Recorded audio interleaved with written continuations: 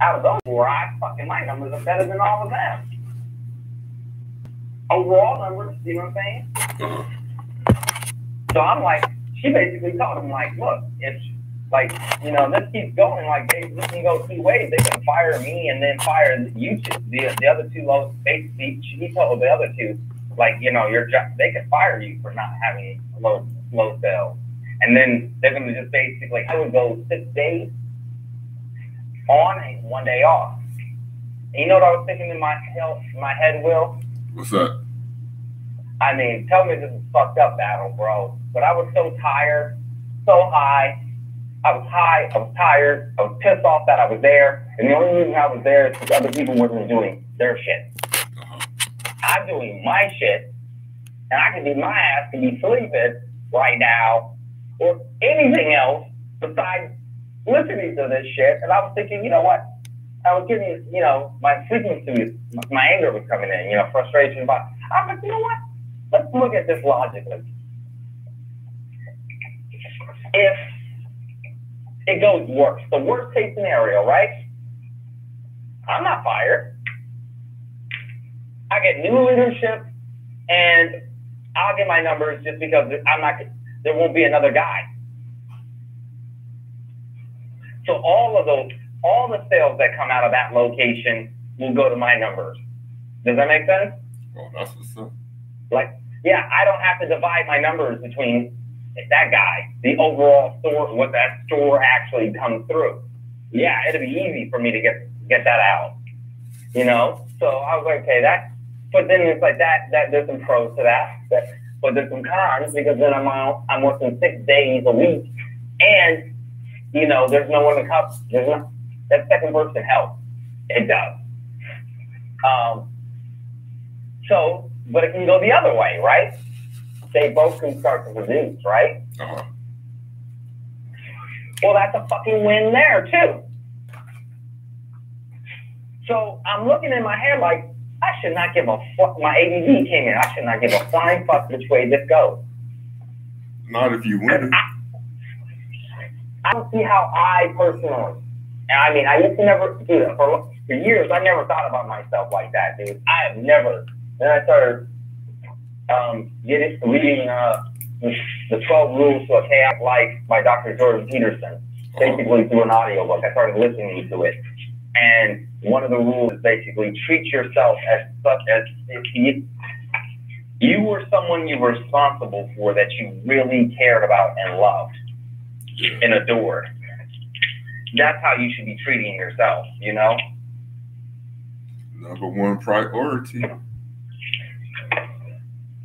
I don't know, man. Maybe because I'm a male, maybe because I'm a Virgo, maybe because it's my military background and the martial arts, and maybe it's all of those factors combined, other than a dozen others, that make me like not put myself in a priority list at the top. No, and not at all, dude. I hardly even think about myself. Like, not really. That's because you was taught not to at a younger age, and then as you get older, you remember you remember that you are a priority, and you start seeing others as a lesser priority, and you'll take care of yourself. But it's taught to us at a younger age, man, and we just got to get a break away from it. And then we hang around people who don't understand that they're a priority, or some people may understand it and use it against and take advantage of it as well. Oh no, man. Yeah, there's a lot of manipulation that can never happen now, dude. You know, like, I had to tell somebody the other day, like, dude, I'm a salesman, dude. You ain't gonna sell a salesman. Like, stop trying to sell me and just actually really just talk to me, bro. Like, straight up, be real, or like we can just stop talking about this business altogether. Yeah. Because it's like I was like, you're selling me a promise. There ain't no contracts. There ain't no money in my bank account. And if the guy was gonna sue you over $50, you better believe I ain't no deal with this guy without contracts and treatments. Uh-huh. This guy was gonna sue you over $50. Damn. This guy's an idiot. I mean, I feel like that is like either an idiot or the most stubborn ass business motherfucker I've ever met in my life, ever heard of. pissy fuck, nigga. Hungry, probably hungry. Shit. I mean, damn. Now this motherfucker's supposed to be spending $20,000 a year on his budget. Come on, man. What you over there blazing on? I'm gonna get racist, but I actually have Jewish blood. But it is true. Some stereotypes are true. Not every Jewish is frugal. Not every Jew is frugal, but a lot of them are, and this was one of them.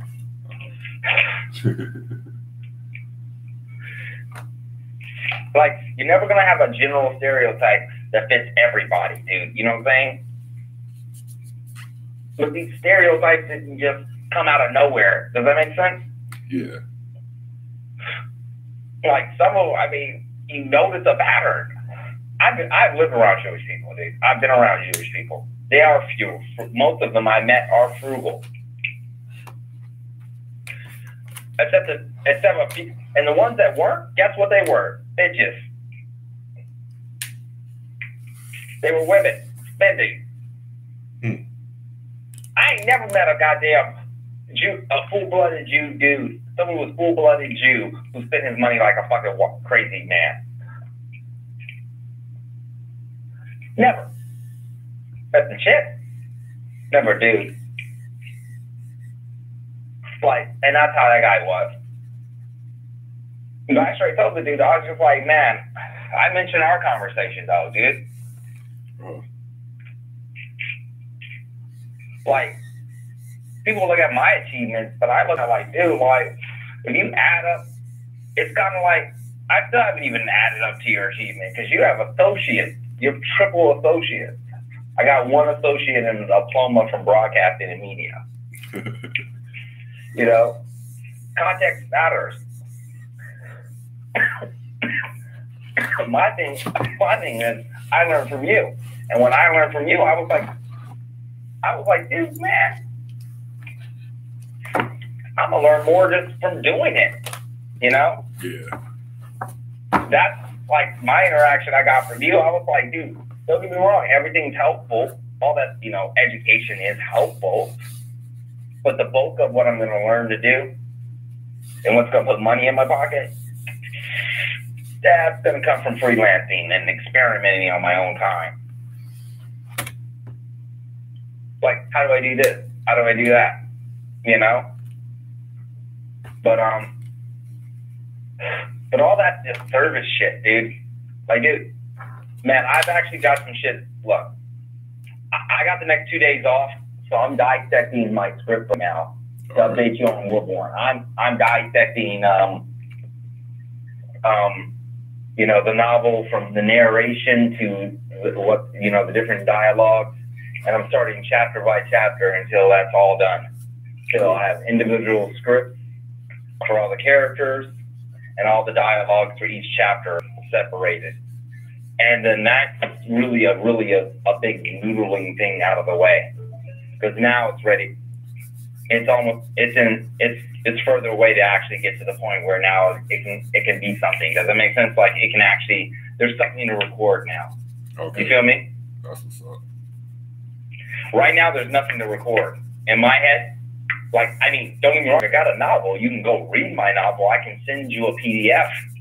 But man, like, nobody's gonna like read off the PDF and drop vocals. You know, they need scripts, bro. That's what I'm trying to say. They need scripts. They need character sheets. I mean, you need all of that. That's what I'm trying to tell. I don't do all that. Yeah, I did that when I first started the freestyle filming and all that. But I'm in the industry that needs a script. I need the script. I need the storyboards, all of that, because I mean, we can talk about it, and I'm not gonna remember that shit later. You put that shit on paper, I could read it all day and edit it and change it all whenever necessary. Awesome. Exactly. That's my whole point. It's organization is important. I mean, that should be an obvious, but I mean, in our shit, organization is the difference between a blockbuster and a failure. It's between success and failure lies organization. Like, which path do you go? That's your organization. part of that's going to be organization. There's other factors, don't get me wrong. It's not that there's no end all to be all, but that's definitely one of the main infinity stones of your infinite possibilities of whatever you're trying to do. My cat has not came back. Damn it. My cat got out. He still hasn't come back. But he will. Shake that box. He was born outside though. That was the thing. Like, I think that's why he always tries to go back outside. And he likes being outside. He likes watching. Even when he's inside, he likes being at a window looking outside. Mm-hmm. So that tells me, I'm like, okay, like, because he spent the first week or two of his life outside, I mean, I think he likes it better more than any other cat I've ever met in my damn life that's a house cat. He's still a house cat, though. He just likes outside a lot. He's like, we'll go outside. But anyway, okay. So, yeah, like for me, this job that I'm doing now is like linked to everything. It's killing my debts. It's going to kill my debts, and it's going to basically, fund. This is my new mad strategy. Okay. So today I call Capitol Records. Yeah, Capitol Records in Hollywood, D1. I found out down the street from where I used to live. Hey. Mm-hmm. And it seems like a lot, but it really isn't. 4 hours, 1,000. 4 hours for 1,000. That is a freaking awesome deal for Studio A. Sinatra. Oh God, so many people have fucking Studio A. Oh my God. Oh. You said wait. You said 1,000. 4 hours for 1,000. Yep. Studio A at Capitol. Oh, that's what's up. Who's engineering? Is it just the studio or come with an engineer? I don't even know. No. That's just the booking. No. I already got my engineer. Who's engineering? Yeah, I don't know if you even know him. His name is Savage. Savage. Like he's on my Facebook. He basically went to our school. When is the put me? I want to be there. I'll come out there and come up in there with y'all. Look, I'm just figuring it out. I'm just figuring out the cost right now. I'm figuring out because Drea Garcia is worth that. I gotta hype it up. Like she's already has a platform. She already has the followers. She already has all the other stuff that I don't even have. And like I said, to me, she was the most serious one. Like I've really tried to. Like the number one lies I'm actually going for is not the narration. Like tomorrow when I go at this, I'm not even going after like the narration or anyone else's line. I'm going for her lines. Not the whole damn book. I'm separating that character's lines and like making the character sheet, going through that one. I'm starting with her first. Like because there's a trick. I mean, there's a trick I'm trying to pull off. I mean, it's just because people I just know that if I link Warborn, the name Warborn, to Capitol Records for the audiobook being produced there in Hollywood, while I live in Ohio. And I don't have to be like Drake. I don't have to get on a plane. I don't have to. Dude, when I was sitting for a plane ticket to come out there to vacation, I'll spend less for this project. Oh, it'd be like I took a vacation out in Cali, basically. So then you're not going to be in the studio when it happens then? Hmm? You're not going to be in the studio? You just go do everything from Ohio then, huh? It doesn't matter if I'm there or not. It's just the perception. I mean, most likely will be there. I would ideally be there. I would stack up my vacation time, basically. Whenever I got vacation time, this is basically what I would go, do this. Oh, okay, I'm tracking that. I was about to say, well, shit, if that's going down, then let me know, because I'll come meet y'all up there. This is inception, dude. This is planting the seed. like to a tree, to a mighty oak that may grow. But I mean, like when Drea sent me everything. Drea sent me all of her handles, her cell phone, told me about her schedule, and I just told her how, like, basically where I was at, and I just keep her updated. Like, I mean, anyone else can be. I do have someone and then I have the two female voices for the two. There's three main characters: a male, which I'll voice act, and two females. And I have two females, and I can work around their schedule, dude. You know. Uh-huh. I don't know how long this production is going to take. I don't care how long this production is going to take. This is the process. Like, you know, this is just like it. You do. I'm going to do it and collect it, dude. Even though she's one, the character that Dre is voicing, the character's named Eve. Even though she's one of the three main characters, she's like. There's one central character named Supreme, and then there's two main characters, and the two main characters are females. One's a female general, one's a female pacifist, warrior. Okay. So, Eve in heaven. Eve, his voice is going to be voiced by Drea Garcia out in the California area. Uh-huh. She's out in like the Stockton area, so she's not that far. So logistically, she's not far from there. And yeah, this is gonna be. And the chick Audrey who's gonna voice Heaven. She lives out in Ohio, dude. Okay, and I can voice her at the studio. Uh-huh. Well, at the company in Eastside Cleveland. Okay. So. This is already going to be Cleveland, Ohio to Hollywood. From Cleveland to Hollywood, LA. Hollywood / LA. So it's like Cleveland to LA. Just like that song. It's hilarious. You know, from Cleveland to LA. When Tupac and Bone did their thing. Awesomeness. Like, that's what this production would be. But Drake, I mean, this is exactly what Drake did, dude. Like, he did it as a musician, you know? I'm doing it as a writer. Dude, it worked for him. And I think it's harder to break into the music business and the literature game, to be honest with you. There's a little bit of a war to that. Like, there's a little, like, you know, like, there's anonymity that I can have as a writer, you know? Stephen King can still go to Walmart and no one's going to rush him, okay? He's got, you know?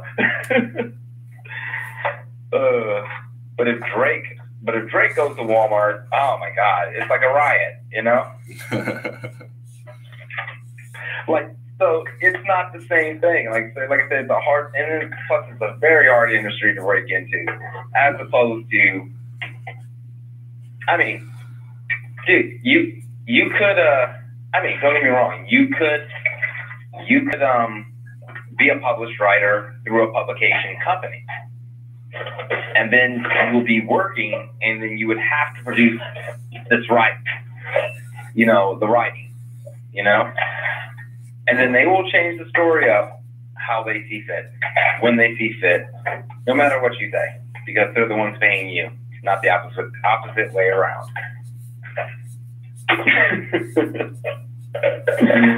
Like, that's why when Amazon came for self-publication, like, that's why self-publication is so huge. And those type of publication companies are nearly dead already, dude. Like, they're almost on they're dying. You know, new writers aren't going to that. New writers are publishing through Amazon. They don't want to, because why would I go for 3% or 10% when I'm going to get 50%, you know, off top for under 20,000 downloads, and then I'm going to get 90% royalty, 90%.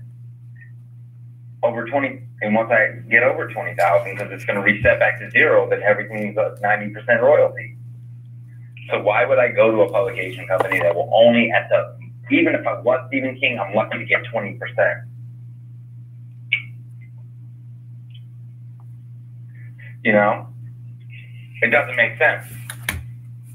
You know, and anybody can download this. It's going to be able to download the novel or order a softcover or hardcover or who could download the audiobook. And no matter which way they view that, that's money. Yeah. It's money hitting accounts, you know? So for me, it's like I know how crazy. I know with like the level of story that I wrote. Like, you know, I put a decade into it, and like they ain't never been there's no comparison to it. It's its own thing. People are gonna try to compare it to other things, and they're just gonna realize, okay, I'm in something else. Like, you know what the crazy part about War I is, though? What's that? The number one thing, the science and technology is real. It's not science fiction. It's not. It's science fantasy. The only thing I did was took all the possible technologies that could be ever and put them in one place at one time in a storyline.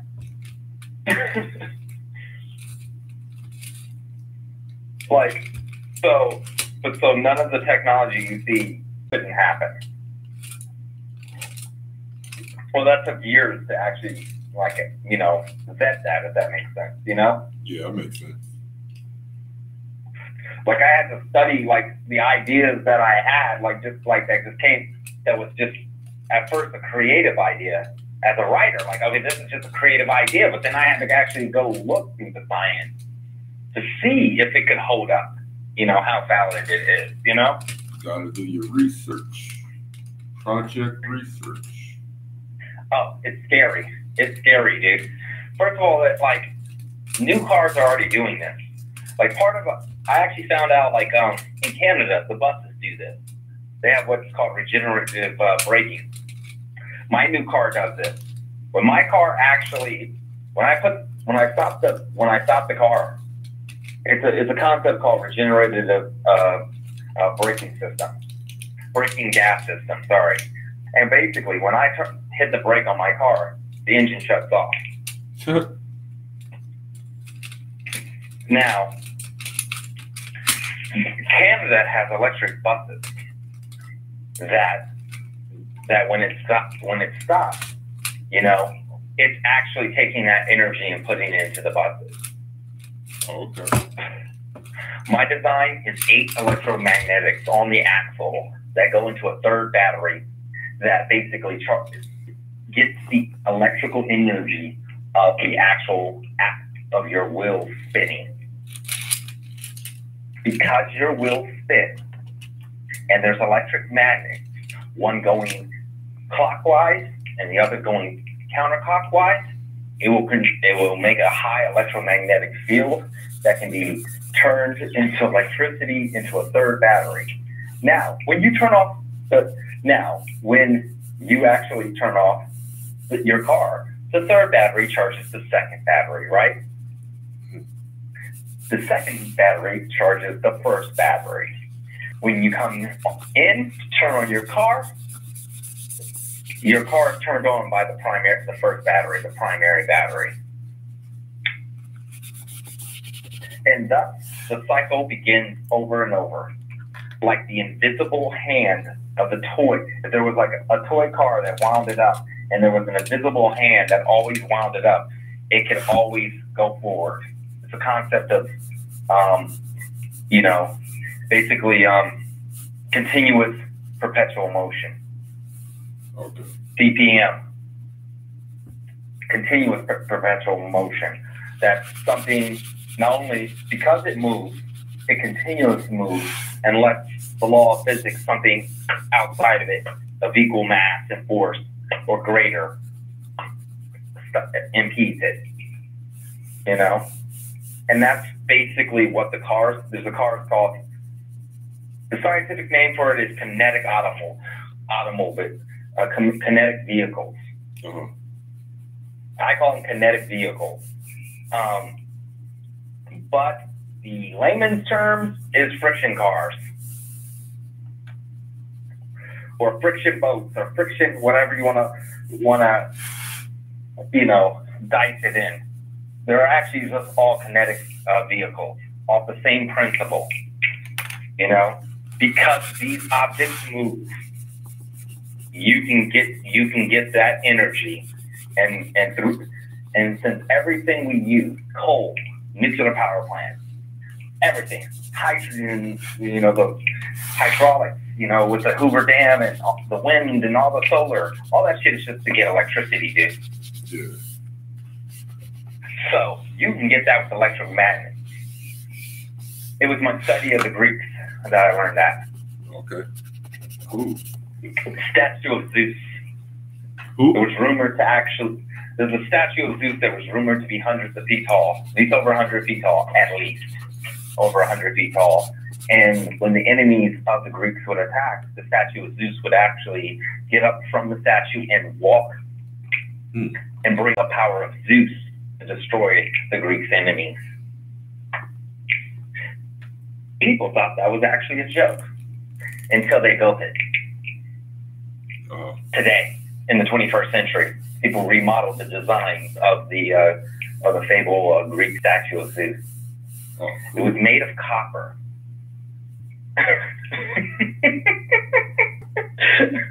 Copper is one of a very highly conductive metal, right? Yeah. So this thing was based on basically gears. The Greeks didn't have electromagnets, but they were masters of the gears and mathematics. So they were able to create this as an inner working clock.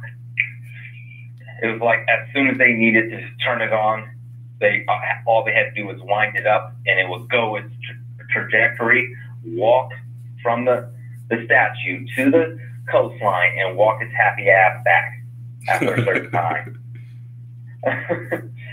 But the thing is over 100 feet tall, made of copper. And guess what happens if there's a storm brewing when they do that? What's that? The lightning and all that? It absorbs the energy. What do you think that lightning's going to try to do? Say it again. Ground. Because it's a 100-foot object, at least. And most people were 5 feet, at least. Dude, even if they were 10, the thing was 10 times bigger than a 10-foot man, it's like I said, 20 times taller, almost 20 times taller than the average man. And it's walking, it's made of copper. And there's storms, it's going to basically draw lightning to it. So if there's storms, it creates storms because of what it's doing, because of what it is, and the way it's doing, because it's moving, and it's creating static electricity because of its motion. Yeah, that's the whole thing about this statue. Because it started moving and created static electricity, because it created static electricity and was made of copper, it started freaking ionizing the atmosphere around it, thus bringing storms to it, creating storms. Yeah, little small ones. But those small ones become big ones by the time you actually get to the coast. And the lightning starts hitting the statue, and the soldiers at the time were wearing copper armor, copper shields, copper swords. Yeah. Hell, it doesn't even matter if they have iron, because copper or iron, you're fucked. Even if you were like cavemen, you're definitely fucked, because it doesn't matter, because the thing was fucking made of copper. You got lightning, you got wind, you got rain to deal with, all because of this damn statue walking in a predetermined steps to walk its happy ass down and sit its happy ass down.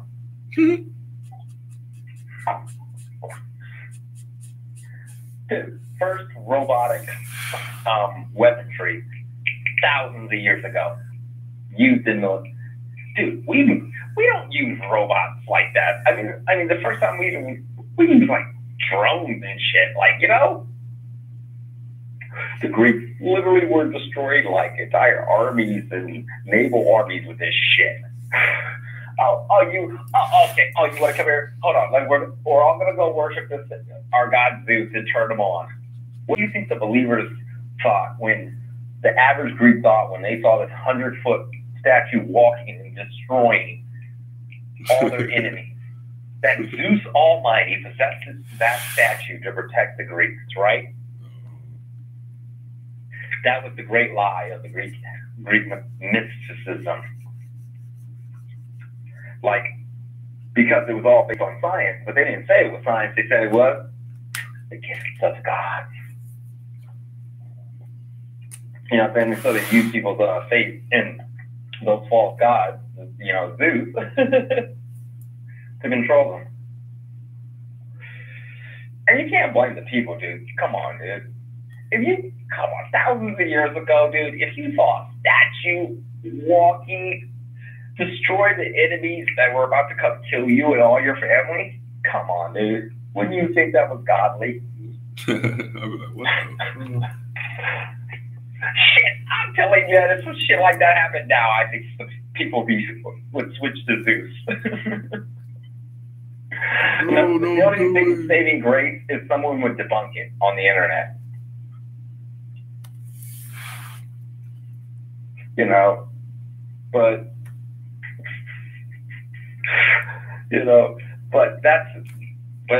I just wanted to, we went on a tangent on the history thing, but that's what it was based off of, you know, the friction, the kinetic vehicle. Dude, because of electromagnets, it works off, and the reason why I told you that story is because it's worked off the same principle why the statue of Zeus was able to get out of the statue and walk and get back to the statue.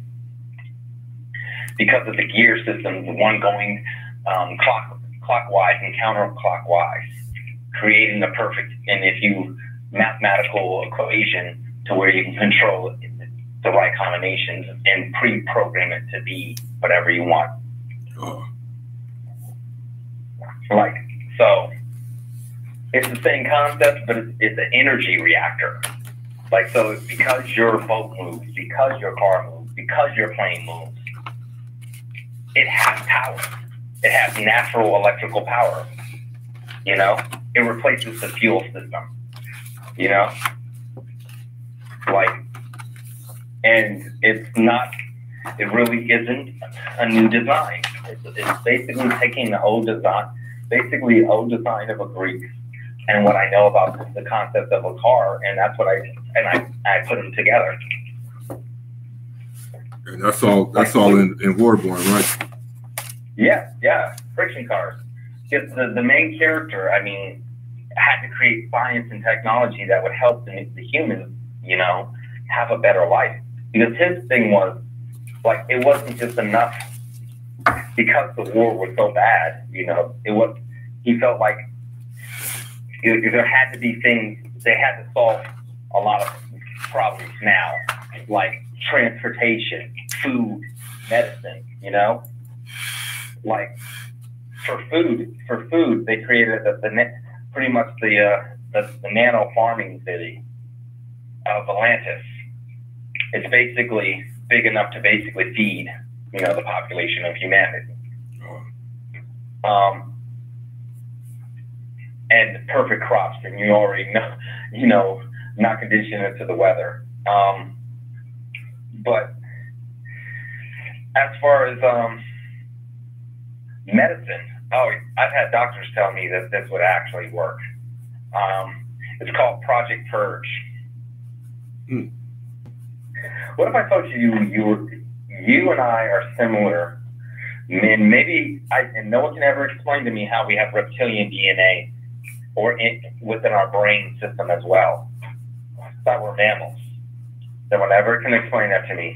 So I'm going to throw that out there. Explain that. Still waiting for an answer from a scientist. Explain that again. It doesn't make sense. we're mammals, right? Humans are mammals. We're supposed to be descended of primates, right? Then why do we have reptilian DNA and reptilian parts of our brain? I didn't know that.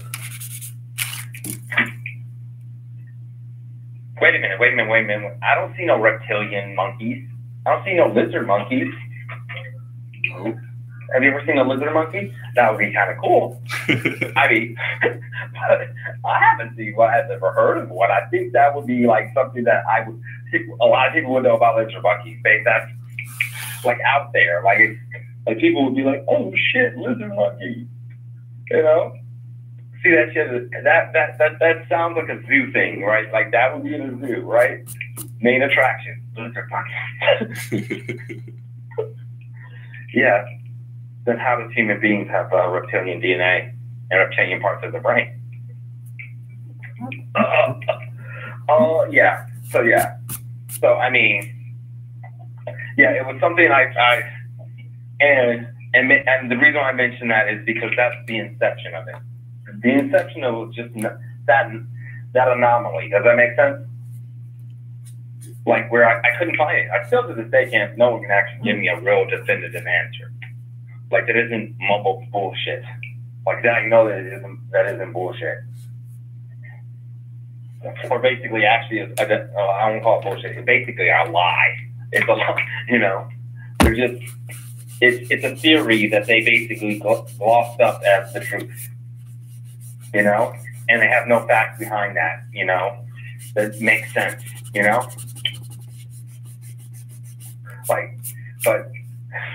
So a snake sheds skin, right? Yeah. Every 28 days to 67 days, depending on 21 days to 67 days, depending on height, weight,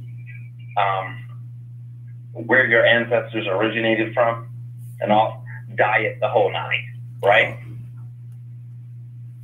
28 days to 60 something days, right? A couple weeks to like less than 2 months, right? And 100% of your cells, basically are supposed to actually regenerate. I've heard in 28 days to 67 days. I've heard it 7 to 8 years. You know what I'm saying? See what I'm saying? I hate when I get conflicting data because they come. It's not like they're coming from the Joe Smo down the street. Like they're coming from like scientific journals, and I'm like, wait a minute, this one said this one, but this one said that one, and this one's saying that one, and this one. You guys are full of shit, aren't you? On some shit, they're actually full of shit. Like, but the whole point, eventually, whether it's minutes, whether it's days or years, but your body eventually has a natural process where it generates 100% cells. Each cell is regenerated 100%. Right? And there's actually,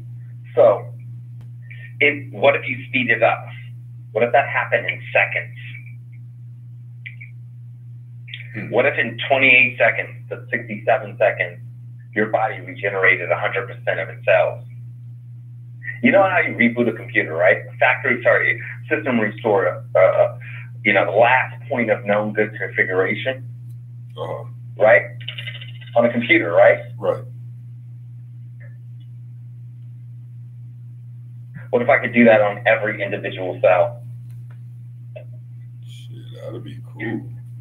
No matter what trauma or medical condition, no matter what trauma or medical condition or emergency you have, and that's all things that's in medical science. That's everything.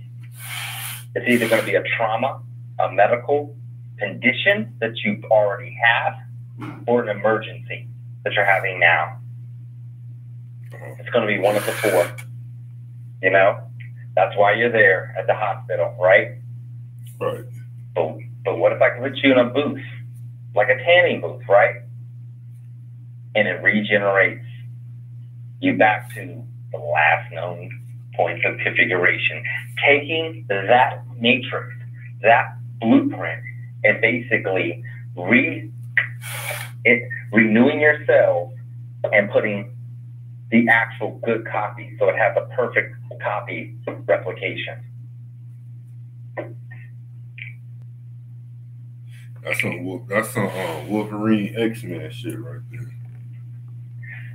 Yeah, you know, and the thing is, like, that's if you have basically. Now that will only work if you have like a trauma, right? Sorry, that would only work for trauma. Like if you were shot or burnt or something like that, I can basically put you back to when you, on a cellular level, when you weren't shot or stabbed, or, you know, that thing was, once we pull that thing out of your chest, now you're able to not get back to that. And you know what I'm saying?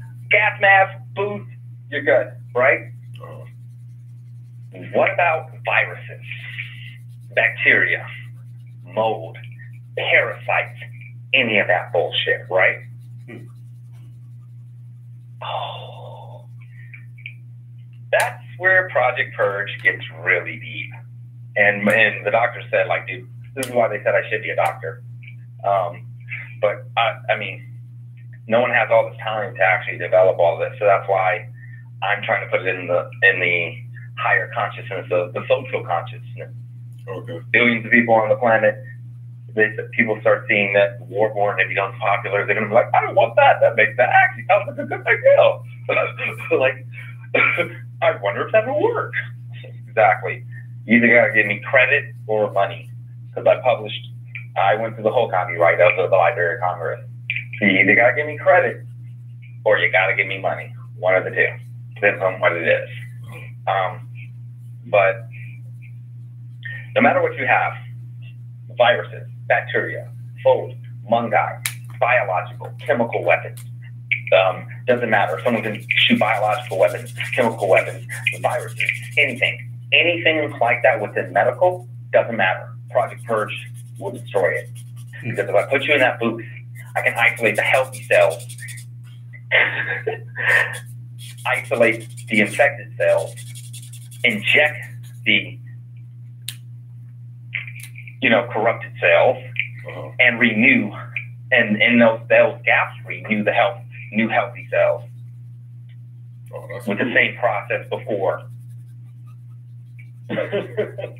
Imagine walking into a booth and all disease, all things that could actually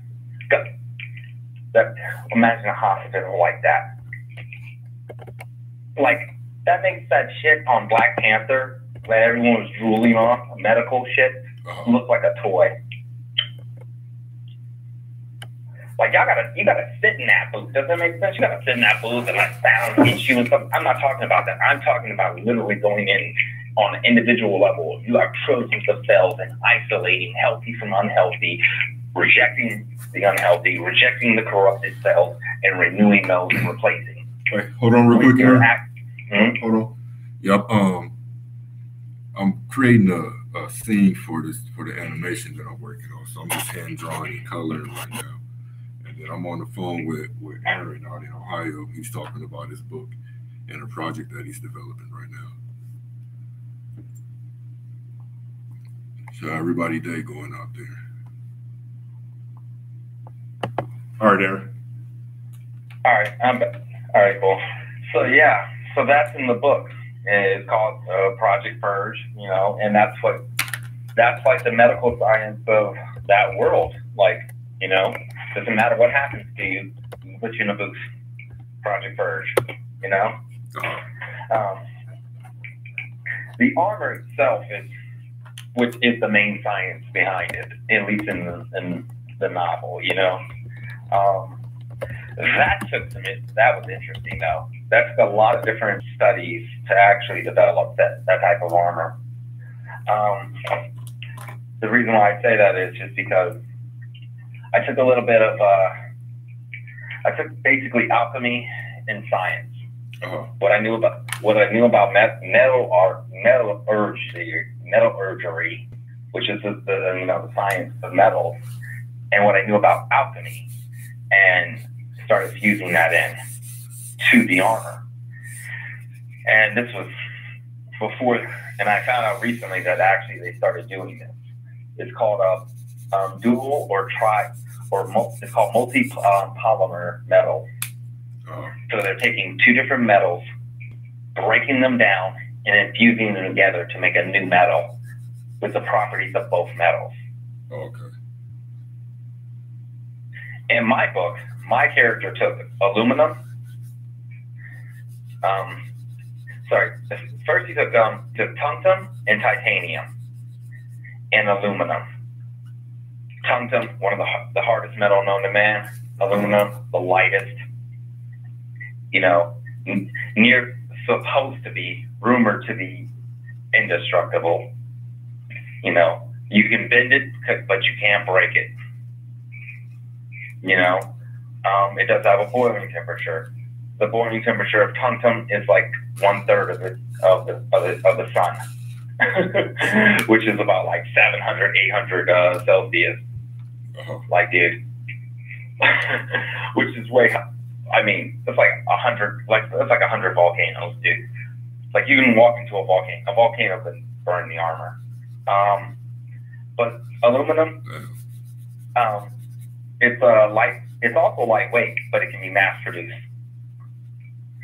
And it's a metal that allows you to mass produce metals.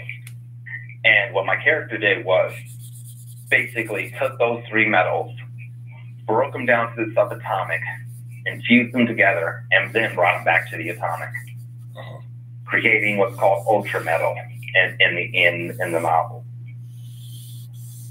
And ultra metal is what they call multi-polymer metal now, basically. It's beyond metal, bro. And like I told you, I was a machinist. I've done, dealt with metals and all that jazz. I'm telling you, this is a whole different thing. This is like alchemy and science had a kid.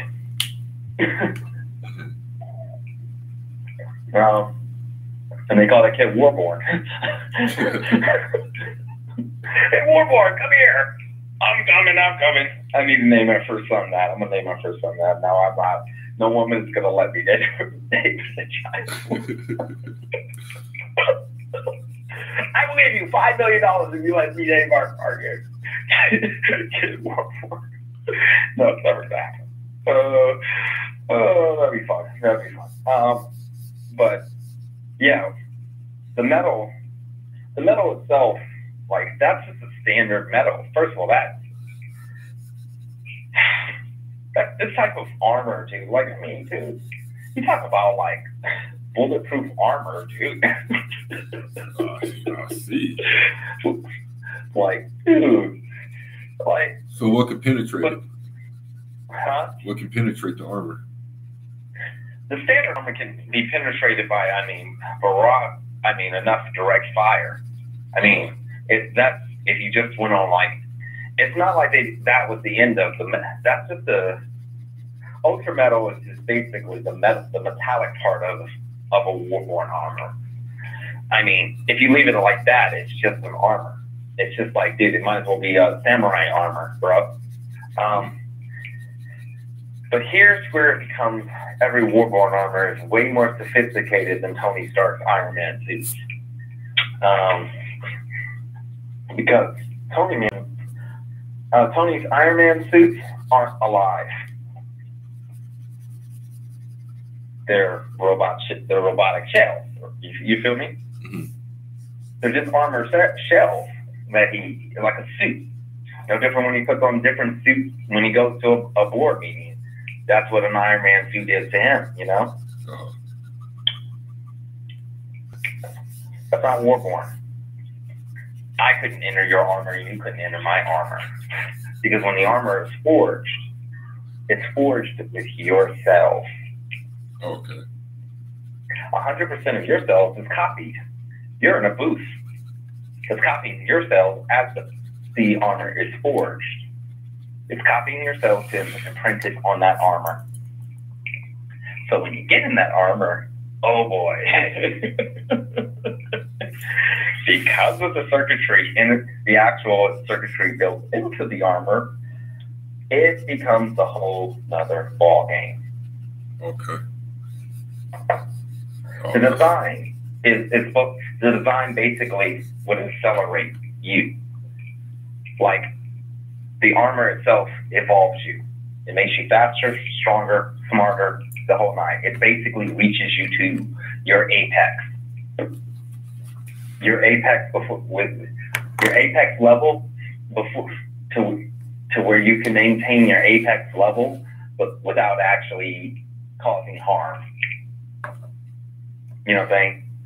Maybe you could get way, way more powerful with it, but then you would just die. You know what I'm saying? So it would get you to your apex level on a biological level. Like, you know? Okay. Of every individual person that wears the suit. And that's what the suit does. Like, so you have different type of warborns. You have a warborn that just basically puts on this suit and it makes them stronger, faster, and it does make them smarter, but it's a suit they just wear. And yeah, no one else could wear that suit. But, you know what I'm saying? And yeah, as they get in and out of that suit, they're becoming stronger. You know what I'm saying? As they get in and out. And that's one thing. The most strongest warborn are the ones who infused with their suits. Because that is another level. And after that, you basically get into the permanency of your highest evolution. You know? And that's what makes the armor sick. You know what I'm saying? And that's the novel itself. That's the technology of the novel. But even in its alpha, dude, an armor that you can put on that's basically going to make you faster and stronger and smarter while you're in it. And then when you get out of it, you retain that. And then when you get back in it, you become, you feel me? That's what's up. And it's like, conventional weaponry is useless against its armor. So bullets can't pierce the armor. Explosion, biological, chemical, nuclear radiation, you name it. Like, you can get hit. Dude, every nuke can hit you. It would take every nuke hitting the same point to just kill one armor. So what's the warbor's antagonist? The antagonist at first is General Kim Young. For the first act is what's called the genetic war. The first act and first half of the act is the genetic war.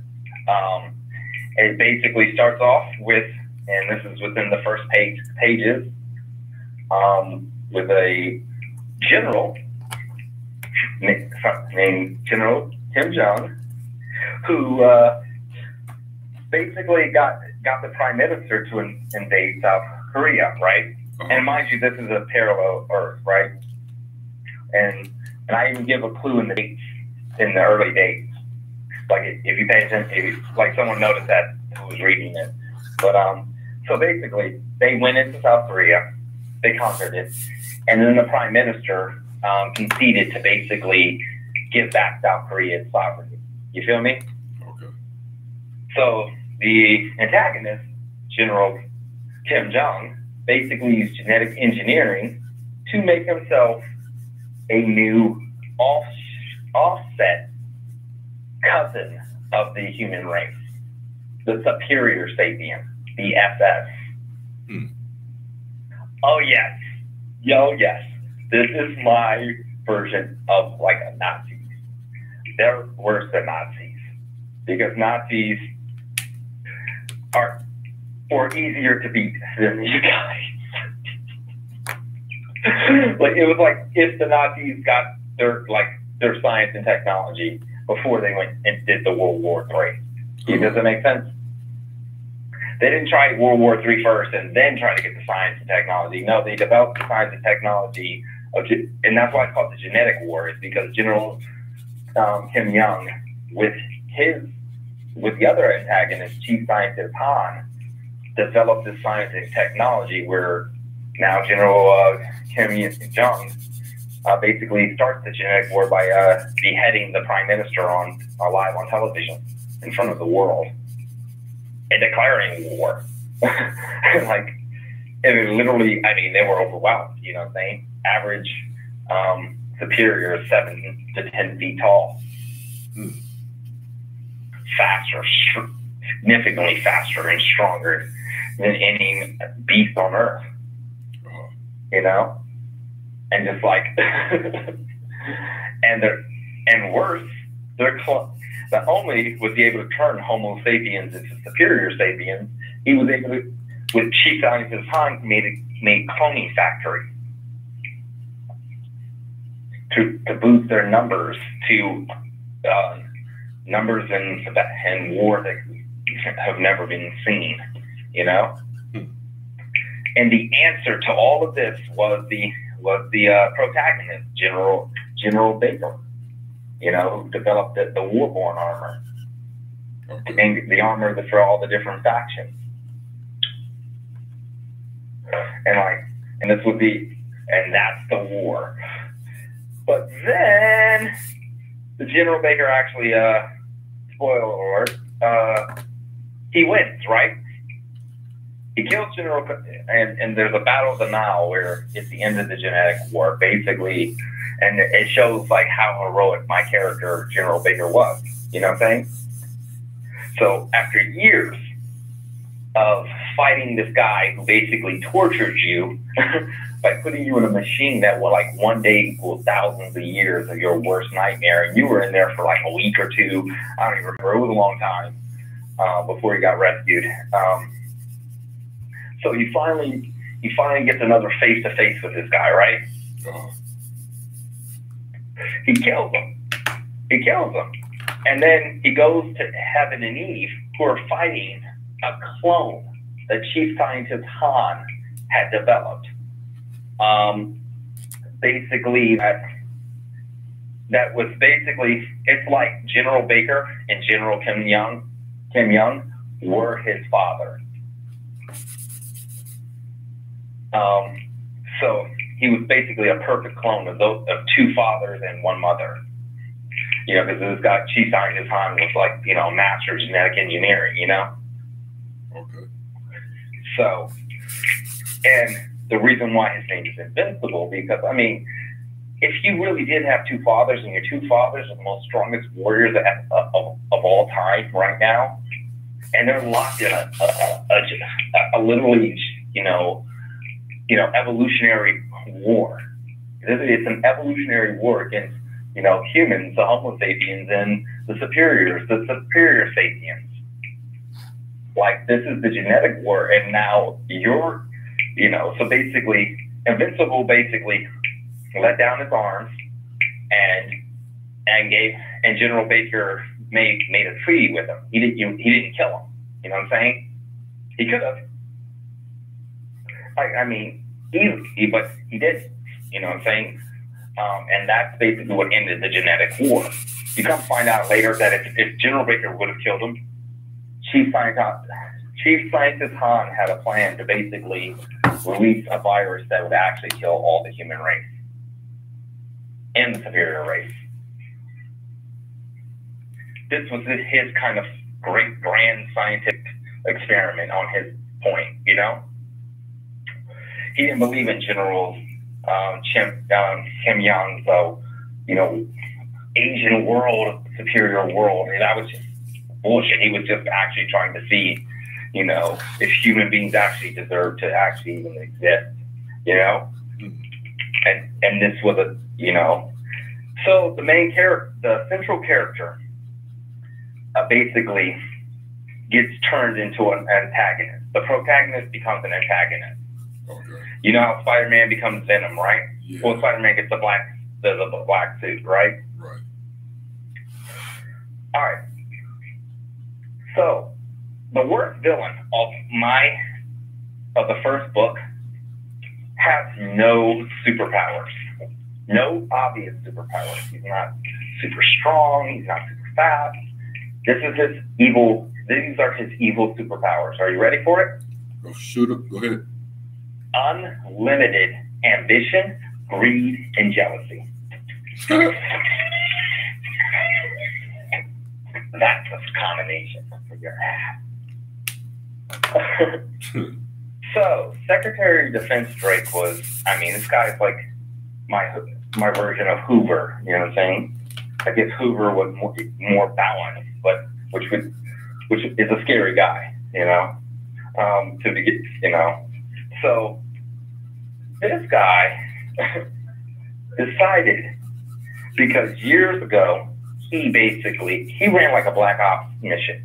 And one of the main characters, Eve, worked for him, you know? And he only answers to the president, if that makes sense, you know? Like, he's outside of Congress and shit like that. I mean, it's like everyone knows with him and everyone knows his reputation, but he's like, no one would ever say anything. Like, I mean, he's like one of those guys. Like, so he basically captured an alien named Barack. Years ago, he basically forced the Mexican government to basically give over an injured alien, an alien slug called Barack. And he imprisoned this alien slug, tortured him, and forced him to reveal the science and technology that he had. So Secretary Drake decided to, you know, his best move is to actually go to the Earth's moon, where they build a base, and create something called the Oracle. And the Oracle is basically a sentient artificial intelligence that has a nanobody, a body made of nanonites. And he designed it as a female, a companion, you know? Like I told you, unlimited ambition, greed, and jealousy. So, in his tortures, he found out Barack. He found Barack was actually creating a chemical called the dark chemical. Follow me? I'm with you. It was called the dark chemical, but it's also called the God Killer. Okay. You might wonder why they call it the dark chemical and the God Killer, because the dark chemical explains what the chemical does to you. It takes all of your evil, amplifies it, and turns your good into evil. Whoa. Makes you self-destructive. It makes you basically self-destructive and destructive at the same time. Which is a nice recipe for destruction. Which is like the perfect recipe for, like, you know, I have a perfect recipe for a cake. Like, yeah. This is like a perfect recipe for the fall of something, you know? Like, it's supposed to basically turn a god insane and turn its power onto itself, you know? So, and all you have to do is basically biologically, program it for that being, you know? So, Secretary Drake poisoned the Medal of Honor that the President Riley gave General Baker, right? Turning him into this character called the Dark Dragon, who basically uses the same satellites that were used in the beginning to save the world to basically massacre over 90% of the world. He scorched the earth. He turned the earth into a desert. It was called Scorched Earth.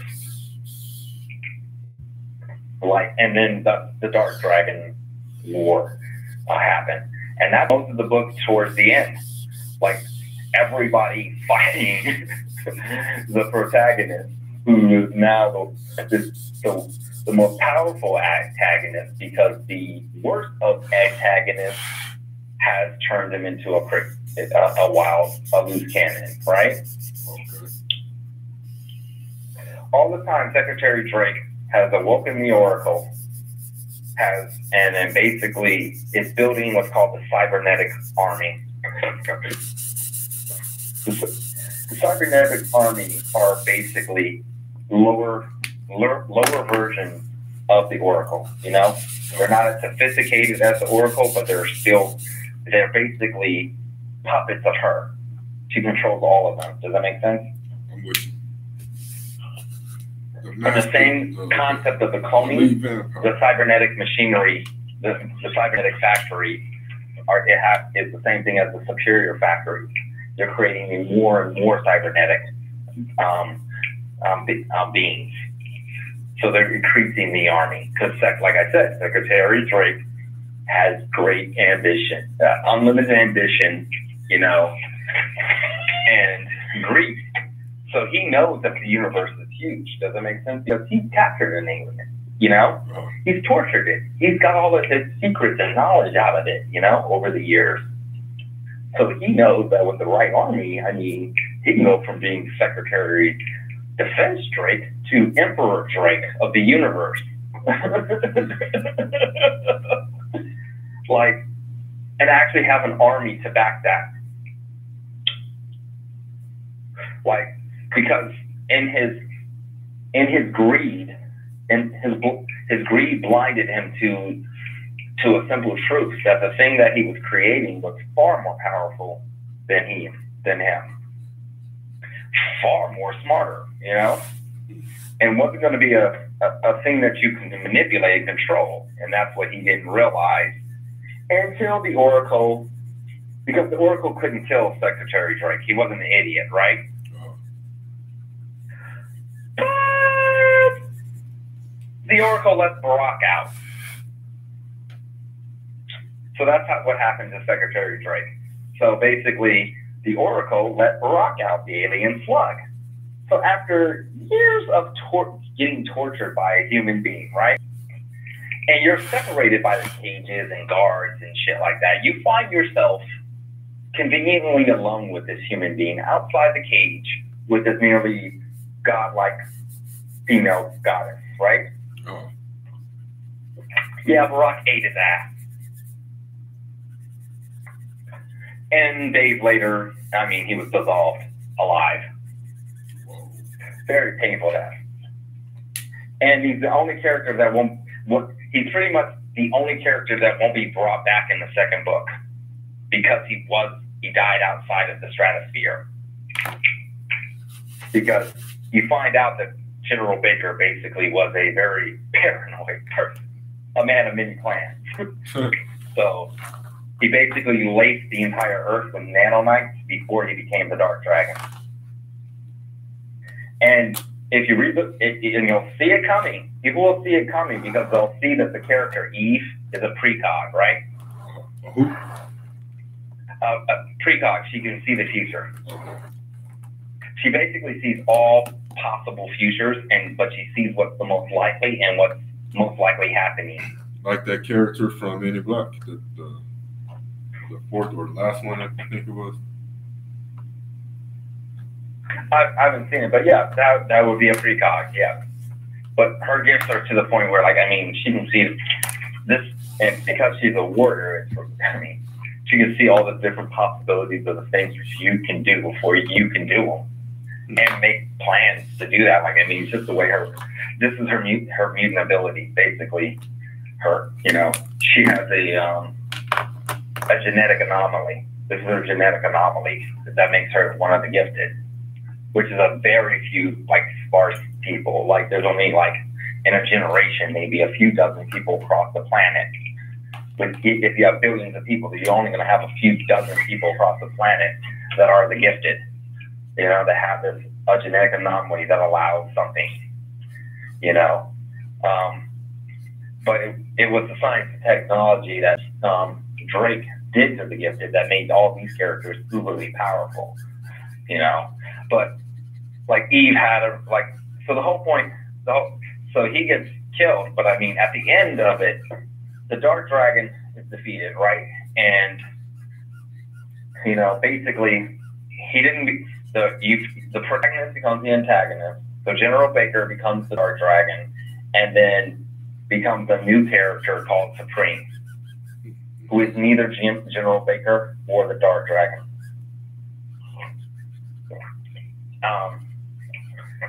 And, like, it's, and that character, like, that character at the end, and this is like towards the end of the first book, you know, that character basically realizes that another war is coming, the cybernetic war, which is the second book. Because remember the oracle I told you about, right? It was a sentient artificial intelligence that inhabited a physical body. Does that make sense? Say that again. It was a sentient artificial intelligence that inhabited a body. Okay. But it wasn't alive, you know? And it was powerful. It was like Skynet controlling all the Terminators, but now the Terminators are more powerful. You feel me? Okay. That's what the Oracle was at first, and that's a threat. Don't get me wrong, that's a threat, right? But the Oracle tried to kill the Dark Dragon, right? Like after the Dark Dragon that actually defeated all the greatest warriors on the earth, you know, villains, heroes, took them all out, you know, indiscriminately, by the way. He just didn't care. Like,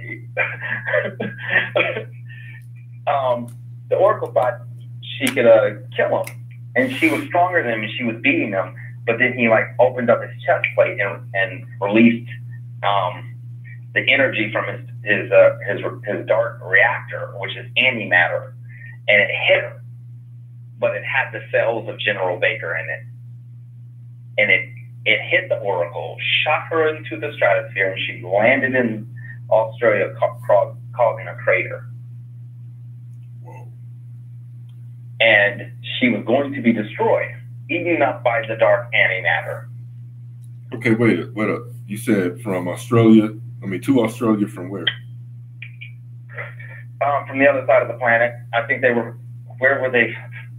They were fighting in the United States. So, okay. I believe, or actually Jerusalem or something like that, wherever they were fighting. I just remember she ended up in Australia. But the point of it is, she was about to die, and Barack came and saved her ass, right? Oh. Put her in a nanotube and basically repaired her, but took her to the other side of the universe where there's the space where there's mostly black holes, and basically now she's being recharged and she's eating black holes. She's eating the dark matter that lies in the black holes and erasing black holes from the universe. Uh-huh. She's the Dark Oracle now, and now she's no longer a sentient consciousness, a sentient artificial consciousness inhabiting a nanobody. She's a sentient consciousness. She's a living consciousness inhabiting a nanobody that has living cells of the most powerful warrior on Earth. And she's eating black holes that are making her stronger than the Dark Dragon was. And now those same cybernetics, right, are now more powerful because now they're getting remotely fed the energies from her. So it doesn't matter if you destroy all these that armor. You can't do nothing to her armor. As soon as you destroy her army, they'll restore because they have the energy to do it, to heal on a nano level. You have to kill the Dark Oracle to destroy the Dark Cybernetic Army. So that's like, that's similar to like something like with the vampires or something. You kill the lead vampire. Is that how that works? Yes. But this is way scarier. You would rather deal with vampires because at least you'd have the sunlight. Barack literally at the end of the book communicates with the rest of the universe and lets them know that he's King Barack, and he's second to only, the goddess of the universe, the Dark Oracle. Oh. Like you're either going to kneel, or you're going to be destroyed. Well, no matter who you think you are, And so right now in the universe, the Dark Cybernetic Army is the largest army in that universe. And this is actually the war that actually brings, you know, all the other aliens that come from that other side of the universe to attack Earth. Because this war was so significant. They were like, wait a minute, what are these things?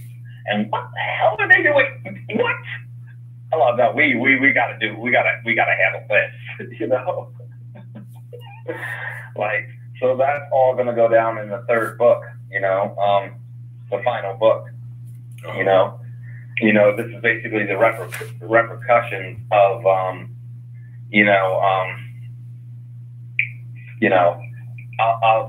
the first book of like basically what went down, like this war that, and then you have this alien flood basically that's he's an emperor now. He's Emperor Barack. He just basically took Secretary Drake's defense, Drake's plan and basically took it for himself. Like, yeah, I'll be the emperor of the universe.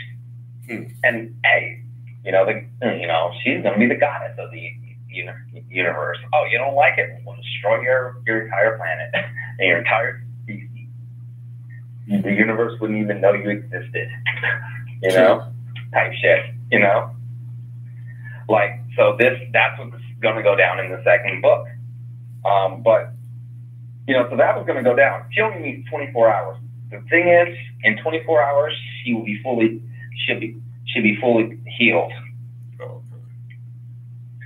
So, in the next book, there's only going to be a little over 24 hours, a little over a day, and she's back with her army.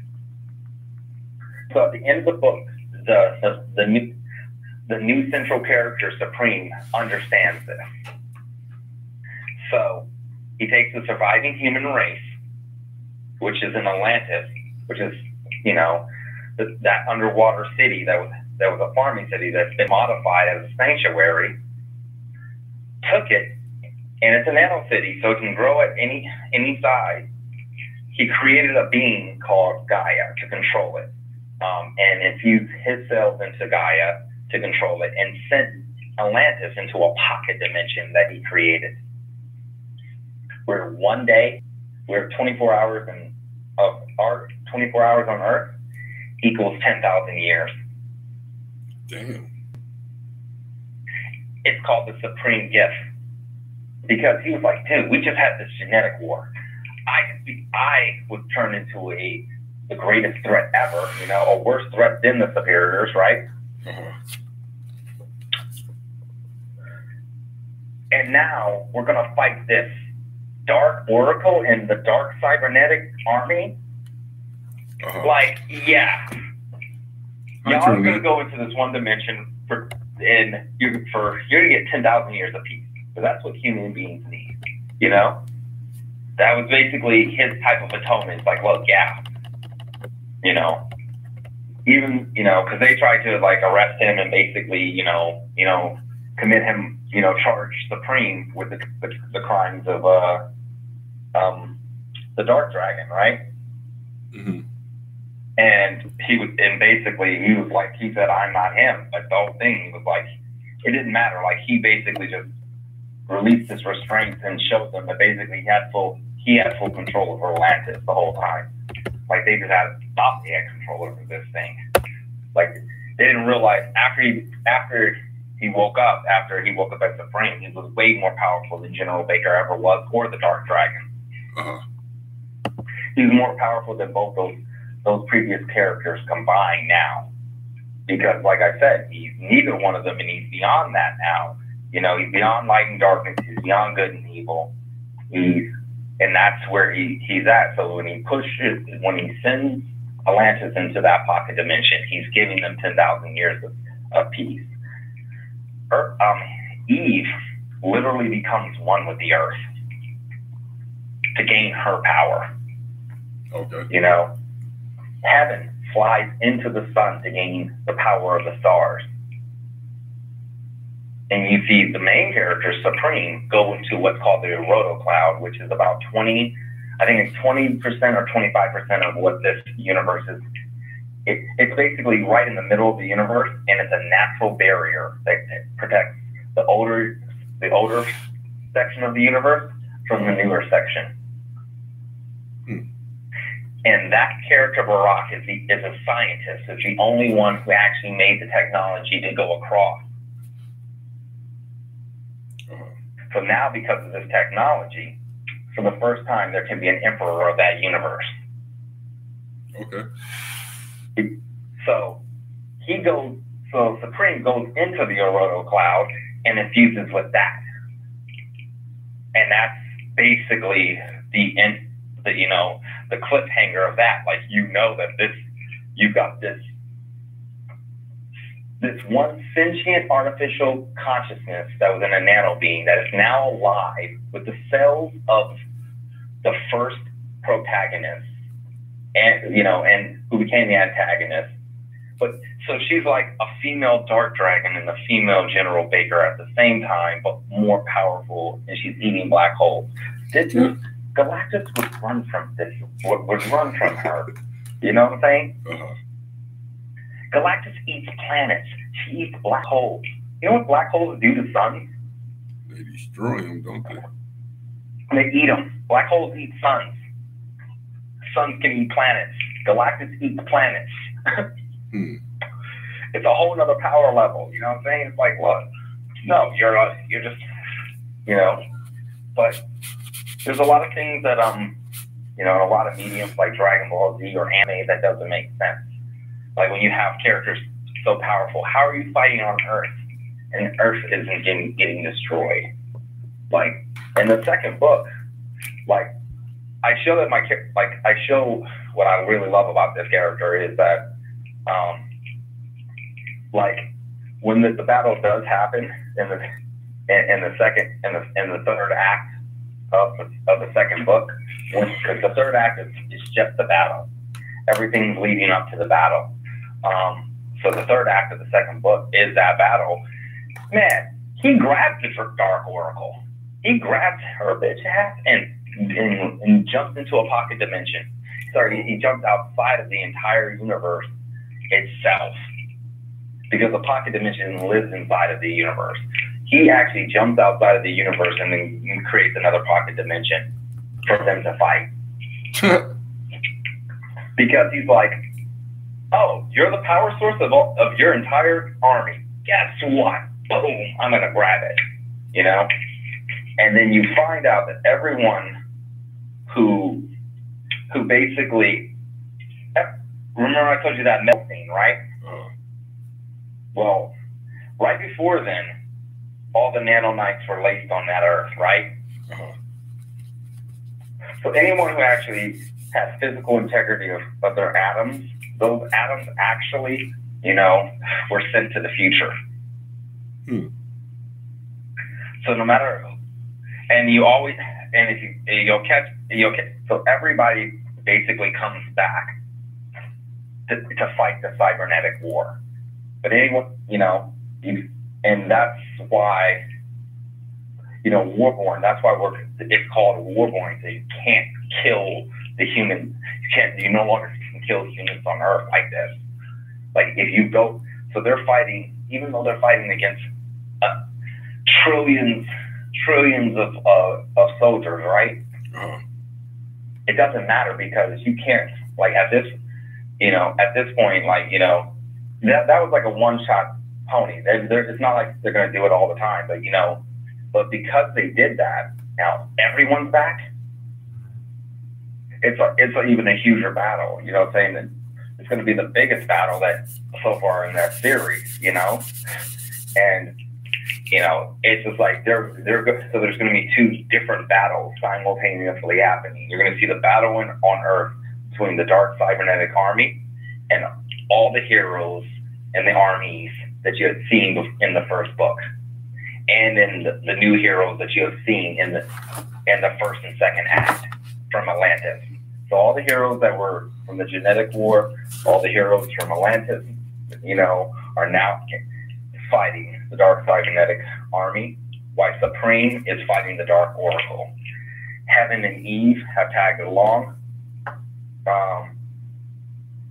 and two other characters actually followed. You know, Heaven and Eve were powerful enough to follow Supreme, but basically there was a character, Atlas, right, who is the actual blood, only natural born son of the General Baker, from a character called Red Death. So, and if you read in the first book, you see that Red Death is killed by the Dark Dragon, right? Okay. So, like, this gets played out. So Atlas knows this, and Atlas doesn't care about dark chemical. Does that make sense? Like, he doesn't even care. Even when his mother comes back, he still doesn't care. It's like no, like you've been dead, you know, for thousands of years, you know. So you've been dead for thousands of years. Yeah, because the first book actually starts off with him. He's the central character in that one. You wake up and like him trying to figure out who he really is and what this world is really about and stuff like that. That's how I want to start that one. And you find out, and he knows something's wrong. Like people aren't telling him the truth. He kind of like, you know, what's that damn movie, The Truman Show? Yeah, that's a good movie.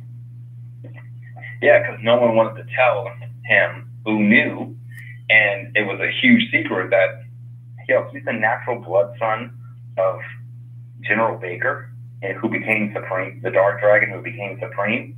In Atlantis, they were trying to create that same scenario for thousands of years to make something powerful enough, because there were different factions that wanted to make a being powerful enough to actually kill Supreme. Because that way, you know, because if you take out Supreme, guess what? You can conquer, you can do whatever you wanted with the human race after that, you know? And that's a big if. So you see where that's where the central character comes in. But like, if, you know, but when that character basically just, he literally, it's just because of his power. His power is like raw strength with his physical strength. So he can pretty much almost do anything in a physical expression. So he actually breaks reality and follows Supreme. And then Invincible barely jumps into that and follows his ass, you know? And then basically, like, they get there and, like, you know, and the Dark Oracle, like, taunts Atlas about, like, the whole thing. He's like, so you followed, you know, because your father killed your mother, even though your mother is alive. And he's like, and he explains clearly, like, just like, it's not only that he's angry because of that, but in his head, it's just like, dude, in his head, it's like, both of y'all need to be killed. And that's what he basically says. Like, you know, neither Supreme nor the Dark Oracle can win from his point of view. Uh-huh. In order for the human race to be free, both of them must fall. So he's like, you know, but the funny part is he's like Heaven and Eve will most likely die killing you, and you'll be destroyed by them, and Invincible. So Atlas fights Supreme, you know, and basically, you know, and it's just like and then you just see it, just like, him just like fighting him, but like Supreme holding back, you know, because he knows who he is. Does it make sense? It does. Like, you know, he knows that this is his son, and he knows his son is like on some shit right now. So he's just like, okay, you know what? And at one point, he just like, you know, he freezes him basically in time, and then just like basically shows him everything. Okay. Like from his point of view, and even like basically the stuff like that, you know, no one could ever know, you know what I'm saying? Like how he met his mother and the whole thing, and about what the genetic war was. Things that, you know, that have been suppressed, and, you know, that, you know, he didn't have the whole picture. He only had bad side of his father from historical records, you know? Okay. The highlight of it. So in Atlantis, the story wasn't of the great hero that gave him a supreme gift of peace. It was of this fallen hero who became a monster, you know? Everybody knew that Supreme had created Atlantis and all of that, but they consider Supreme just another monster, a different version, a milder version of the Dark Dragon, you know? Okay. You know, the Dark Dragon wanted to just destroy them all. This one is just actually just, you know, in their point of view, treats them like as hostages or children, you know? He's a tyrant, you know? He's not their savior, you know? And that's the view that his son Atlas, he was nurtured under. So he basically neutralizes him. Heaven and Eve, even though they fought. I mean, the Dark Oracle is goddamn nearly invincible. Like, dude, like, so Supreme comes back, sends them away. They hated that, but he sends them back. He heals them and then sends their ass back to Earth and stops them from coming back. Like, and it basically ends with Supreme, with Atlas basically grabbing the Dark Oracle.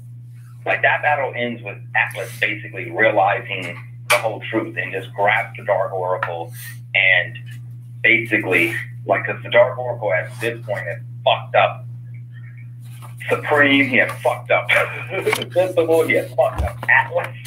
You know, all three of them, like, they had hurt her, but it wasn't enough. Does it make sense? Yeah. Like, I had to just eat like thousands of black holes. So, I mean, I had made a character that just like, you know, I had to make to what I seem like a realistic scenario, how this would go down and how this villain would be defeated, you know?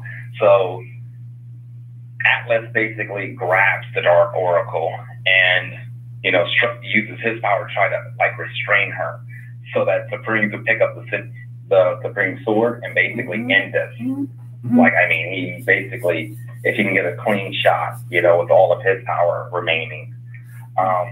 And basically, Atlas has a plan. So when he grabs her, like, he basically lays out his plan, like, hey, you need to basically shatter all the atoms and infuse them, you know, that none of the consciousness remains, you know, but it enters you. This is the only way we're going to stop her.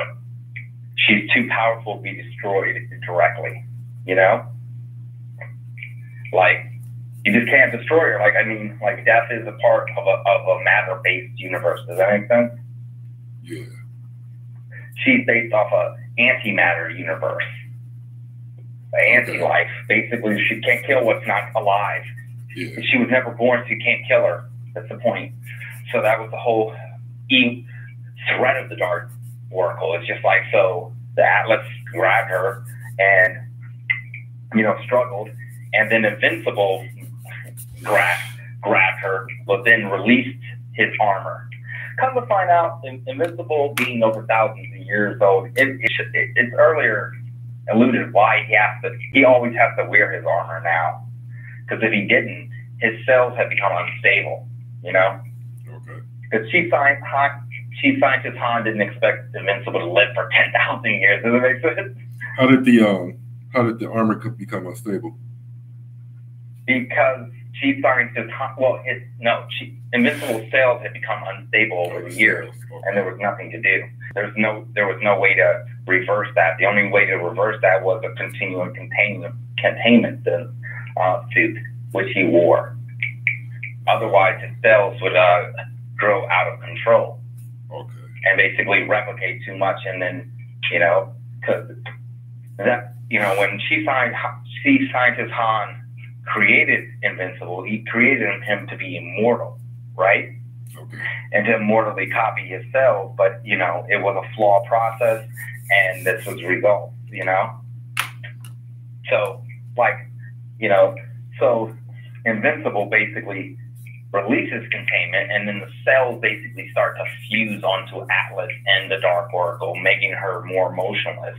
And Supreme basically uses the Supreme Sword and puts all his energy into it and basically vaporizes all those cells and turning all those cells into pure energy, and all that energy shattering the entire dimension that he actually just created and infusing them back into his cells, ripping his cells apart and basically retransforming him. What the? You know? What the? The visual of that is crazy. Because now Supreme has the cells of both Invincible, his son Atlas, and the Dark Oracle, plus his cells that originally spawned from General Baker, the most powerful human, you know, genetically speaking, who's basically the most hyperactive person to ever live. And that's why his cells were just naturally, organically special, you know, which you find out later on. And then he shot down the freaking Earth, and that ends the second battle. I mean, but that ends basically the second book. And then, you know, but as he's coming down, you see the Insect Empire come, the Insect Empress come. She's come, and so has the Snake King. Oh, you know, basically the snake, the royal family of the reptilian empire, and the Insect Empress. They're coming here, and it's going to get decided in the third book. Okay, which is the most dominant empire in this universe? Is it the reptilian empire, who's ruled by a royal family? And this royal family has ruled all the reptilians across that on the other side of the empire because they can do a trick. They can swallow all of their relatives to each other, right? They could what? They can eat, basically the strongest of their bloodline can swallow the rest of them and become a godlike being called the Great Snake. And if they do it, when they eat the Great Snake, they become the most powerful, you know, of their kind, and that's how they ruled, like, basically 1/4 of the universe. You know, and then the other 1/4 that rules the other side of past the Orodo Cloud, past near the Big Bang, is the Insect Empress. She is a freaking giant spider. She is the size of a fucking city of New York, bro.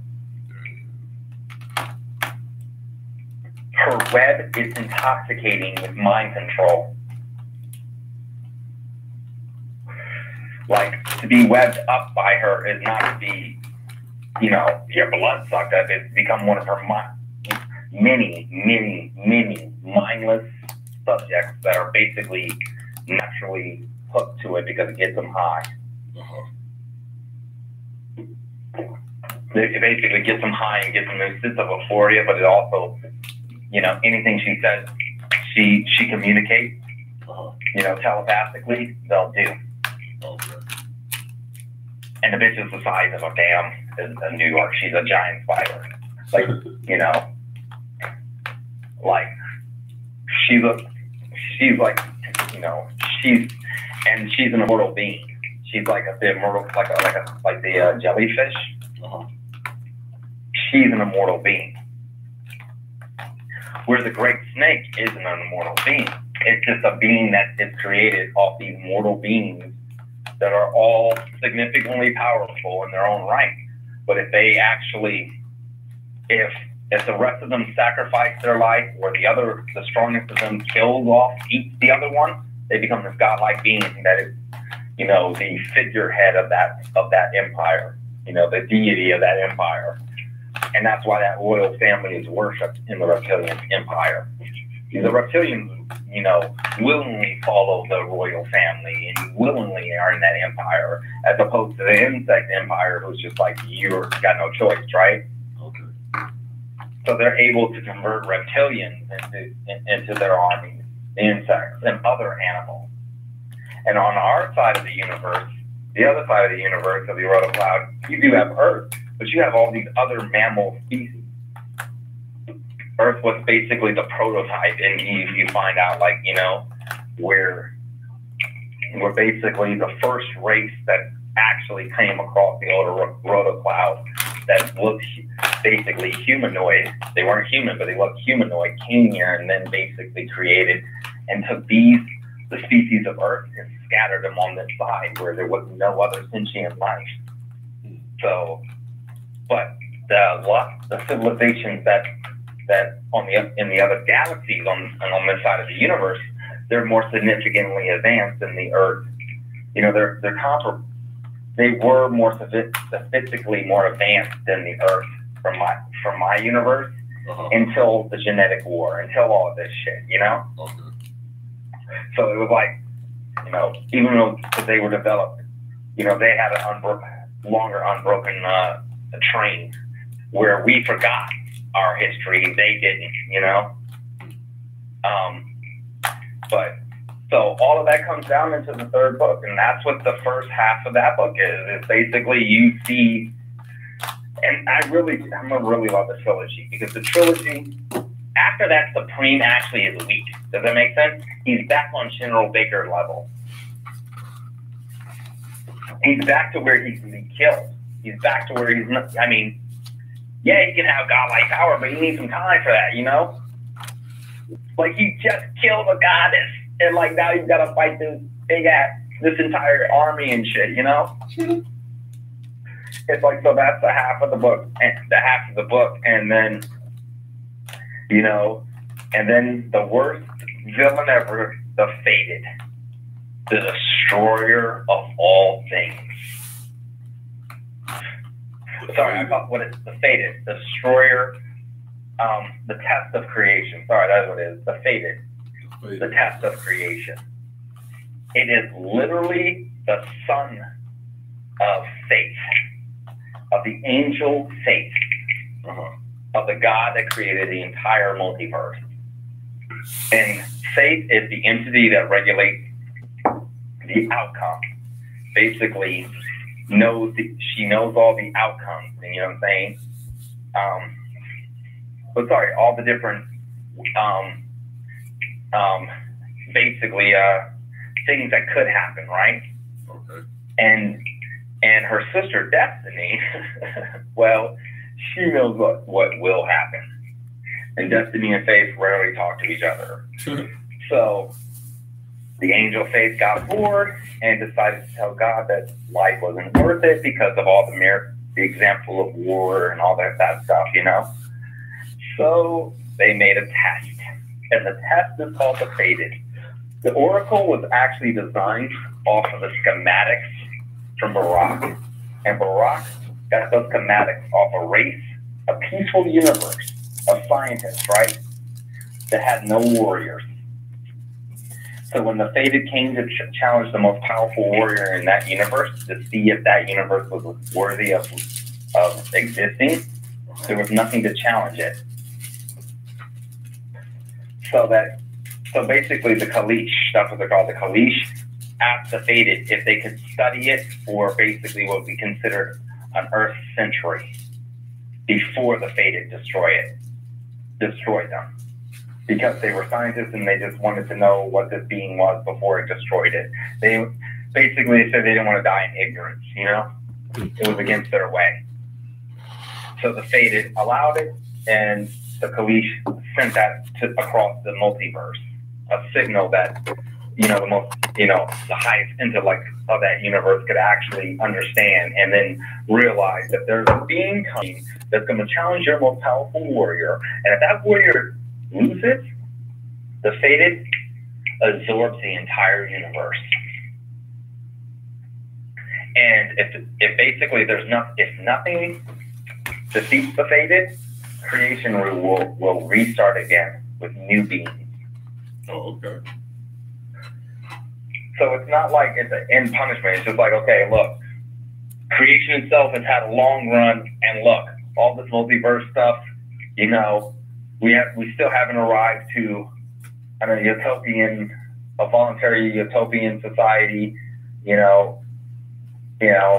maybe, and the only one that actually had gotten there was the Kalish out of the entire multiverse. So the only ones who had gotten there was actually destroyed by the being that was there to actually make a universe that was all like Kalish. Does that make sense? Say it again. So in the third book, that basically explains what God wants. God wants basically a universe of beings that are like the Kalish, scientists, explorers that live in peace and harmony with the universe and nature and living beings, right? God doesn't want Warborn. Get it? So would that be a fourth book as well?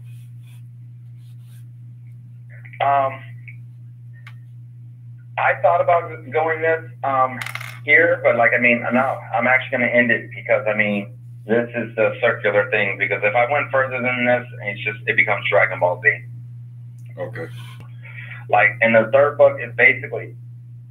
The third book is dude, God, Supreme has to actually go through hell to get to heaven, has to fight his way through hell and heaven to get an audience with God, to learn how to defeat the fated.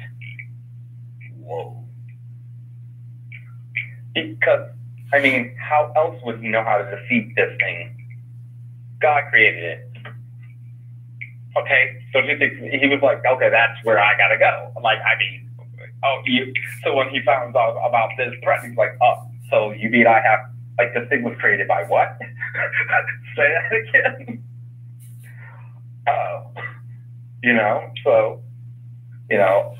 And then you find out, who he really is.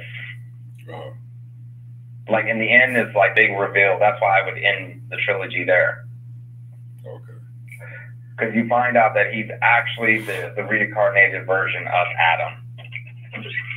Heaven is the reincarnation of Eve, and Eve is actually the reincarnation of Eve, but heaven is the reincarnation of Lilith. Of who? Lilith. Say that one more time. Lilith. Lewis?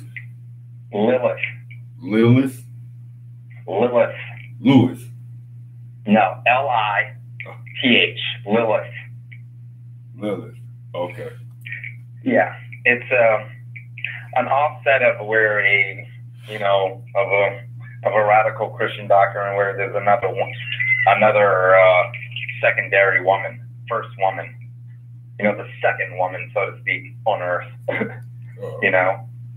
who might have actually been the one who tempted Eve and who actually tempted Adam, and it wasn't Eve, and then Eve got tempted by Adam afterwards, if that makes sense. What's the name of that doctor? Do you know? I don't remember off the top of my head. But it was basic, so each one of them are the reincarnations of those beings, and they never crossed over, if that makes sense. Yeah. Since the fall of Adam, since the fall of Eve, and the fall of Eve. Well, in this mythology, like I said, it's basically in the beginning, they are the original beings, those beings that basically on this side of the universe that actually took Earth-like creatures and scattered them, their seeds and laid clues to where that sentient life could actually develop, and become advanced. They were the first of those beings, called Adam, called Eve, and called Lilith. Adam, Eve, and heaven. Sorry. And like I said, heaven is based off that elite Lilith. They were supposed to be another original woman. So I just took that premise, okay? So in my mythology, it's basically Adam, Eve, and heaven were the first three of those beings. They are the original humans. And these original humans are actually the predecessors, the ancestors of the actual original human race. They were the three created to create the human race and guide them, and basically engineer this side of the universe, so that it wouldn't become like, the other side of the universe, like I was telling you, the reptilian and insect. Because when those two empires started to develop, that's when the aurora cloud came. Mm-hmm. Then in the history, it just came. It used to not be there, but then it came. And then it became a natural barrier between these two empires. And you find out that, Yahweh just was like, okay, I'm just going to put that right over here so y'all can't go out there and let y'all, kill each other off. So let's see what's going on with this other side of the universe. Let me make these 3 carekeepers, and let's see if I can do it better on this side, So that's what you find out with that character. So, he finds out, that's what he finds out in his journey through heaven and hell and heaven. And he finds out that through basically, Emmanuel, basically in his fight with Jesus, and fighting against Jesus, it reveals to him who he is, and then the fight ends, and basically, then he goes to meet Yahweh. Okay. Who he fights for in a place beyond time, space, and reality and creation. And literally, he's come for one thing, and he's like, dude, I just went through hell. I just fought my way through hell and heaven because I was told that I had to fight my way through hell and heaven just to talk to you, just to be worthy to fight this guy. So how do I beat him? So it's like, just did all of this. You are definitely going to tell me the answer, And to find that Yahweh was just basically laughing at him and refusing to give him any answers. So he just isn't just like, hey, Yahweh, let's fight. No. Hey, okay, I'm finally here. So what's the answer on how to beat him? The fate, okay? I've been through a lot. He's like, why do you ask questions? So basically, Yahweh's like, why do you ask questions that you already have the answers to? Good. That pisses the pretty off. No. He's like, no. You are not going to do that to me. You are not going to give me a riddle, some fortune cookie riddle after I just fought my way. No, you're not. And then the fight, it reveals, because now he knows who he is. So he knows he was Adam, a caretaker of the human race that helped develop. He knows the truth of his origin of and how that played out, and how all this is just basically from the genetic war to the dark dragon war to everything all that happened was just, was designed and manipulated by the, outside forces, took advantage of this to manipulate this fight coming up between Supreme and the Fated. And, basically, God basically said, man, you already have the answer. And it just basically goes into where Yahweh reveals to Supreme, okay, think about it. And he just takes them back to the beginning. Does that make sense? Yeah, that makes sense. Because the first battle he ever had, he lost. He lost against General Kim Young. General Kim Young beat him, and then he put him in the torture. And then he just saw everything, from the General Baker to the Dark Dragon to everything. No matter what came against him, the only thing that stood between life, that protected life from death, was him. He was already enough. The answer is you. You came all this way to get the answer, and you could have just looked in the mirror, basically. And I didn't tell you. And basically, I didn't tell you to make this journey. You made this journey. You chose to make this journey because you didn't think you were enough. And that is why you can't beat him. He didn't have to. He had to go back. If he would have stayed with himself, he would have found that he had all the confidence and everything needed. Supreme power. I think supreme power is self-actualization. He's as fast and as strong as he thinks he is, and you know, the whole nine. So yeah, you know, if he, you know, but remember, he wasn't born to be a god. You know what I'm saying? Even his original Adam was not a god being. It was an immortal being, an ageless mortal being that's just basically supposed to be basically a mortal being that lives for a very long time, extended longevity in order to, you know, create, you know, the seed of life, of advanced life, you know? And so it's like, you know, so basically that's when he becomes supreme, the weapon of God. And he goes back, he goes back and does the oldie but goodie trick, grabs the faded.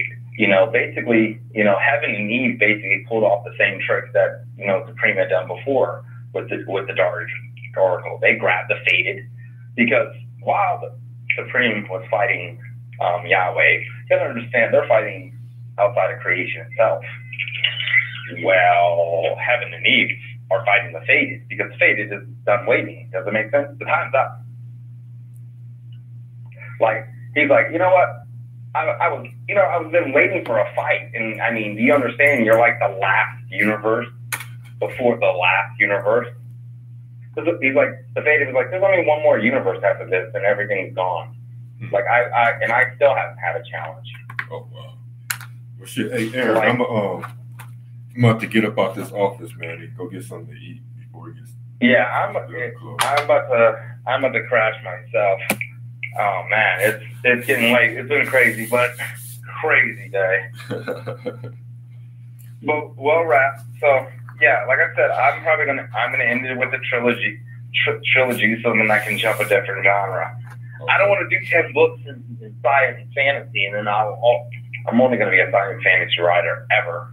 It's just too much saturation in one genre, and then I'm gonna be typecast to that, where I can just do an amazing trilogy in one, and then work on another one, and then just keep on moving. And maybe I'll revisit science fantasy. I'm not saying I won't ever come back to it. There's got to be some gap between Warborn and Ming Thing. If I made a 4th or 5th book or anything like that, there's got to be a lot of things in between there before I revisit it, you know? Because I plan on pushing this to the video game level and the cinema level, you know? So I might not want to revisit it, you know? Like, damn, like I think we already did this and we pushed this. Like, we can't do something new. Like, but I'll let you, bro. All right, then. Later.